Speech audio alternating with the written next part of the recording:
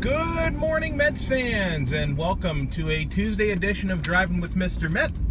I am Mr. Met, and yesterday I talked about how we shouldn't get too worked up about spring training, and now I'm going to go back on that and talk about two things particular to spring training that I probably shouldn't be getting excited about, but I can't help it. I am, and I'm going to talk about both of them today. Before I get into the two things I want to talk about today, this may well be the last video I record this week.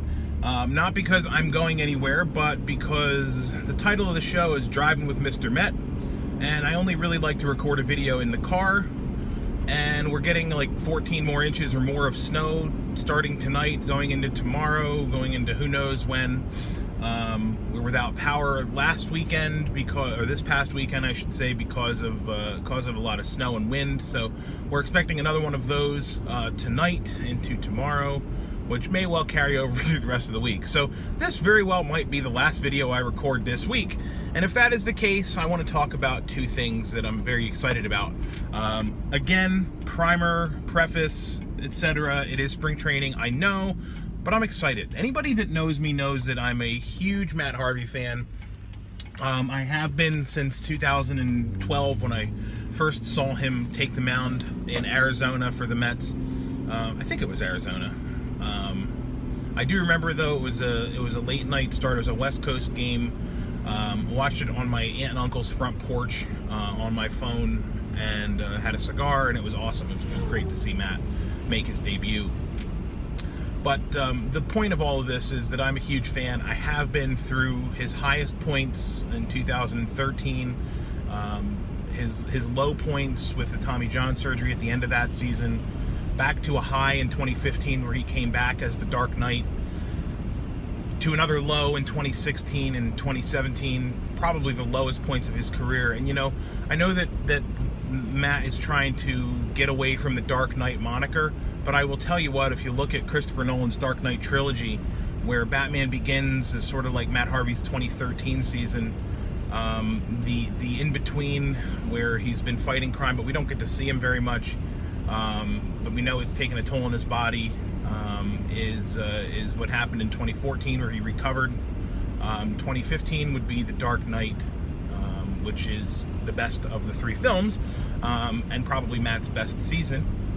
2016, 2017, sort of like Bane breaking Batman's back, and the recovery period that eventually led Matt back to where I hope he is today, which is the Dark Knight Rises.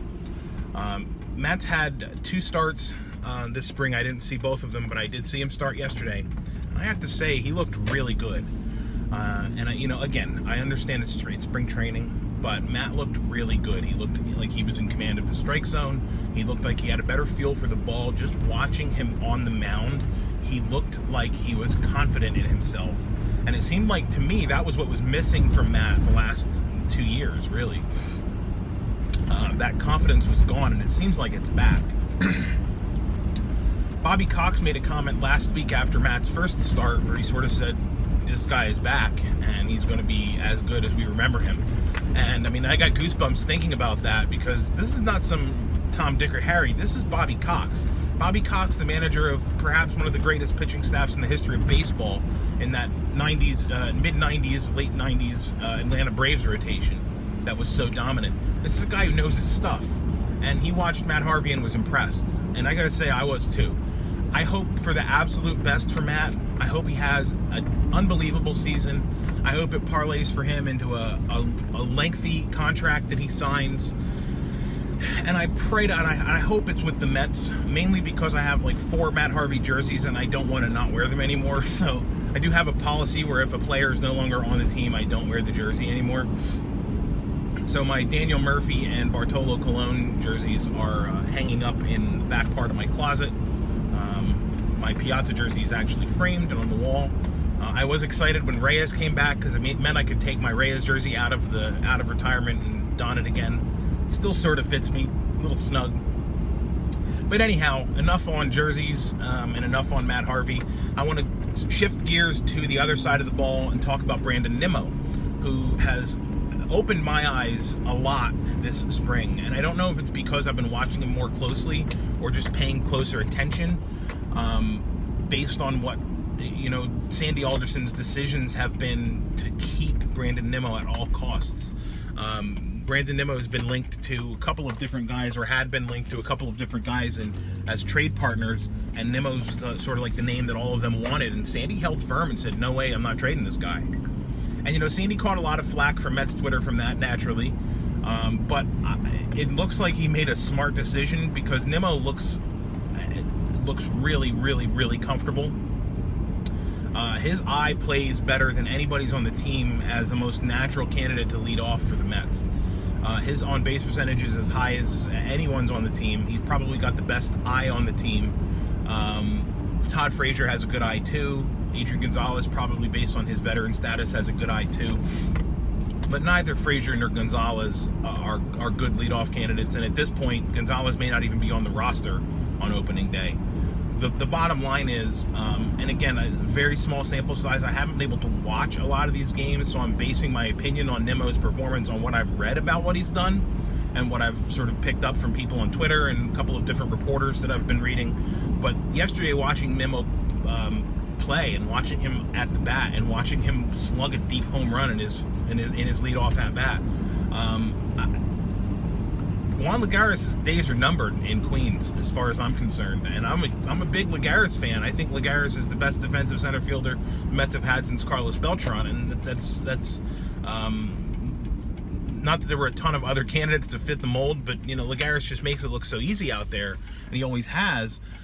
Juan's problem has always been that he can't stay on the field, and that when he is on the field, and it's because he's hurt, that's why he can't stay on the field. And when he is not hurt, when he's on the field, he can't seem to hit. And that doesn't seem to have corrected itself yet. Now, again, small sample size. We know that he spent a lot of time this offseason tweaking his swing. And I, for one, hope that he does find something and find some success for himself.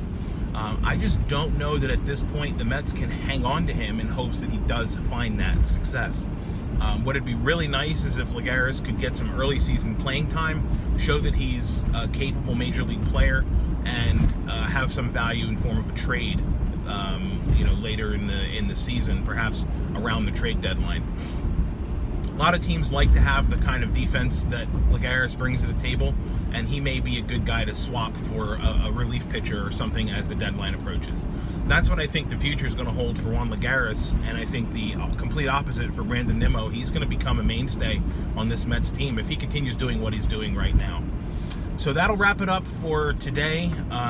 Again, this may be the last video I post this week, and if it is, I thank you for watching. I will ask you to, as always, to follow me on Twitter at Mr_Met. And please don't snow too bad tonight. It's going to anyway, but let's go Mets.